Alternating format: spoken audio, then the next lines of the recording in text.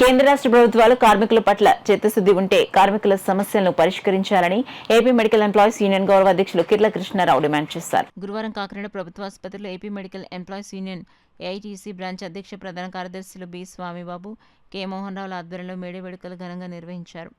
కార్యక్రమంలో ముఖ్య అతిథిగా యూనియన్ గౌరవ అధ్యక్షులు కిర్ల కృష్ణారావు పాల్గొనగా విశిష్ట అతిథిగా ఏఐటీయూసీ జిల్లా ప్రధాన కార్యదర్శి తోకల ప్రసాద్ పాల్గొన్నారు. మేడే జెండాను కిర్ల కృష్ణారావు ఆవిష్కరించి కార్మికులకు మేడే శుభాకాంక్షలు తెలిపారు. ఈ కార్యక్రమంలో సంఘం కోశాధికారి వి ప్రసన్న కుమార్, పెద్ద సంఖ్యలో యూనియన్ నాయకులు పాల్గొన్నారు. ఏఐటీసీ 1920లో ఏ కోణంలో ఉందో ఇవాళ కూడా అదే మౌలిక సిద్ధాంతాలతోటి నడుస్తూ ఉంది, ముందుకెళ్తూ ఉంది. అందుకే అది ఎప్పుడు జీవించే ఉంటుంది, అది ఎప్పుడు సేవలు చేస్తూనే ఉంటుంది, అది ఎప్పుడు త్యాగాలు చేస్తూనే ఉంటుంది, అది ఎప్పుడు కార్మికులకి అనేక హక్కుల్ని సాధించి పెడతా ఉంటుంది. అనుకున్నారు గవర్నమెంట్ పర్మనెంట్ కార్మికులు పక్కన పెట్టి కాంట్రాక్ట్ కార్మికులు పెట్టి లేకపోతే సెక్యూరిటీ గార్డులు పెట్టి రూపాయికో పాపాయికో పనిచేద్దాం అనుకున్నారు. కానీ ఇవాళ నేను ఒకే ఉదాహరణ చెప్తాను. ఇక్కడ ఇవాళ సెక్యూరిటీ గార్డులాగా కానివ్వండి, లేకపోతే హాస్పిటల్లో స్టాఫ్ మినిస్ట్రియల్ స్టాఫ్ కానివ్వండి, లేకపోతే టెక్నికల్ స్టాఫ్ కానివ్వండి, లేకపోతే ఏ స్టాఫ్ అయినా తీసుకోండి, ఎవరైతే కాంట్రాక్ట్ వర్కర్ గాను లేకపోతే అవుట్ సోర్సింగ్ వర్కర్ గాను వచ్చాడు ఆ వేళకి ఈ వాళ్ళకి హక్కులు వచ్చినాయా లేదా, పోరాటం వచ్చిందా లేదా?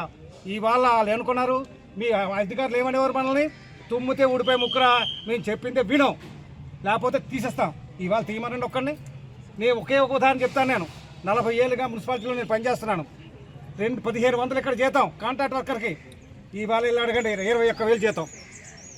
నేను ఎప్పుడో జీవితకాలం కింద 40 ఏళ్ళు 30 ఏళ్ళ కింద కాదు, 25 ఏళ్ళ కిందట.